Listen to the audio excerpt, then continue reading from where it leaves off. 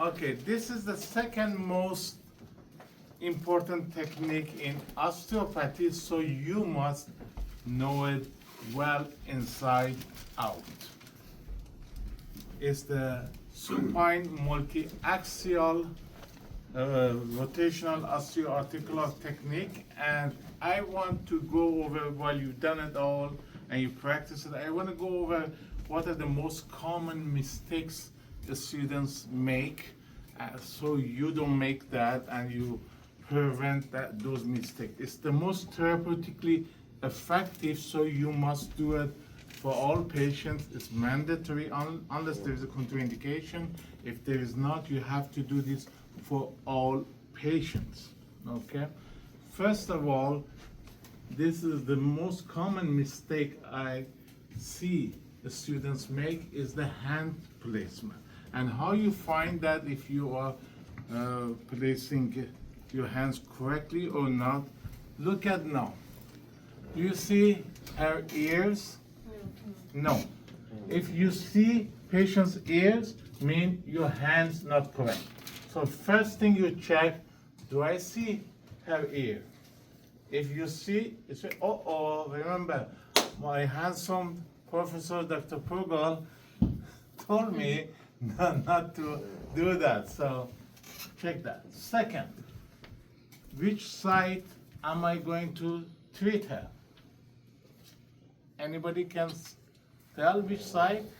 No. Because with my hand position, you should not be able to tell which side I am. If you are like this, that means you are wrong, because clearly it shows you want to treat the right side, but that shouldn't be. Your left hand, your right hand should be at exact same position on the patient. Not this one ready, not this one. Right this. You should not be able to know the difference. Okay, like which side I'm going to do. Number 3 mistake. The students start the work at neutral position. That's not good. If they do that, they cannot get a lock. You have to start at forward flexion. This is neutral position. Okay, some students start at that. This is not how you start. This is forward flexion. You see the difference? Everybody gets that? Forward flexion is the first step in treating. If you don't forward flex, you're not going to get the lock, and if you don't get the lock, you're not going to cause the ligaments to stretch, the facet joints to open, and you are basically doing massage, which is okay, it's good in some cases, but you are not doing osteopathy. Okay? Now, the most common mistake the student make is the next step. Lateral flexion of the head. A student laterally flex the neck. There is a difference, and that is why so many students don't get this technique right, because they laterally flex. This is lateral flexion of the neck. You see how much I go, how much my neck flexes? This is not lateral flexion of the head. You see the difference? On here, I will show you. This is lateral flexion of the neck. Don't do this. This is lateral flexion of the head. Everybody gets that point? Lateral flexion of the neck, no good. Lateral flexion of the head, good. Okay? So, the last mistake that the students make, they rotate, they do a pure rotation of the head. The last part is not a pure rotation of the head. It's not a 90-degree angle. It's a 45-degree angle. They rotate the head like this. And this, they cannot lock it. This is not. This is the rotation. You see how much I rotate? If you do more than this, or this side, if you go like this, you know that you're done wrong. So this is not on her, I'm showing. This is not the last part. This is full rotation. Now look at her. This is. You see? Just a little. That's it. So her nose, imagine if this angle here is not pure parallel to the body. It's at a 45 angle.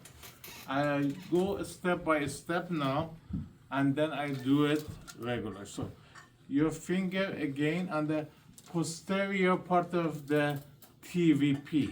In the cervical, there are two TVPs that you can palpate. The lateral part and the posterior part. One more thing. I always like 5 seconds at the end you hold, especially for lumbar and other areas. But in cervical, 2 seconds is for to give more energy to patients, 5 seconds toward more relaxation. But in cervical, I like 2 seconds because if you hold the neck in the position for too long, it may compromise the blood flow, and because brain is heavily dependent on blood flow, in some patients who have brain, then they can feel dizzy. Okay, I don't know if I should delete that part or not, but really, that was a joke. That was a joke, you know. Hope she doesn't see the video, but so don't hold for 5 seconds. Hold it for 2 seconds. Okay, so first step, holding. Hold it. I'm treating the right side. So my finger on the posterior part of a TVP. You don't see it now, but I'm taking a skin slack out, put 10% pressure. My thumb is very important where it is, on the mandible. Do not put the thumb on the neck. You press her and block the arteries. Patient feel dizzy, and then they feel you are damaging them. They get scared and they will not come to you anymore. So please always be mindful of where your thumb is. A wandering thumb is no good in osteopathy. You have to know where it is. Okay. So hold here. First thing, forward flex. Then while you're lateral flexing, you have to come 45 degrees. You cannot, this I forgot to mention, you cannot treat from here. From here is very awkward if I want to press. And your vector of force has to be in the same way as your body. From here, it looks awkward. So you move 45 degrees while you do it. If you find it hard, standing is easier for you to practice. So forward flex, lateral flex of the head, and then rotation. You see how much rotation? That's it.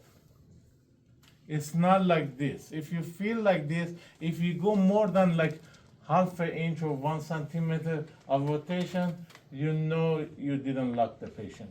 You know you lateral flex the head or did something else wrong and you didn't get the lock. The lock is what causes the therapy. It's the lock. It's not the act of the movement. It is always the lock. You have to get the lock. You have to go to the end and hold it there. That's where the nerve endings get bombarded, things open, ligaments open, space open, they pressure on the nerve endings, and body produces hormones. Hormones go through blood and causes muscle relaxation, decrease in pain, and so forth. In osteopathy, you gotta reach the lock. Otherwise, you are just acting. Oh, one more time. Stay here. Forward flex, lateral flex, rotate. Simple as that. Come. Go next step. forward flex, lateral flex, and rotate. Next is 11, forward flex, lateral flex. So questions. So in the lateral flex also you're not taking full flexion of the lateral, right? Full flex. Like when you're doing the lateral flexion, Yes. It's not full flexion of the lateral. Full flexion of Full the head. flexion of the You head. have to lock it. Okay. If you don't lock the lateral flexion of the head, if it's a little bit, you cannot lock the rotation. So I lock it. I go like this. I feel with my hand. I can't go anymore. I feel it like I can't go anymore. Once I reach that, then I go. Not the. You must lock it in the lateral flexion. Got it. Okay, so I Thank do it you. one more time, like this, like this. And you're Very moving your whole relaxed. torso Can you do it on this side? instead of your hands. When you lateral flexion, you have to move. Yeah. Dr. Pourgol, can you do it on this side? On, Urge to be modeled.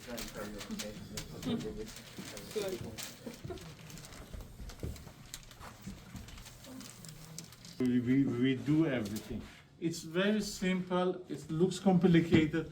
3 steps. Just remember: forward flex, lateral flex, rotate. Forward flex, lateral flex, and rotate. I do it to myself, but you don't do it. I'm professional. I've done this many times, but you don't do it. It's a big no-no. Most of the death that happens from cervical manipulation is done by the patient. Oh, you took that? Okay, now my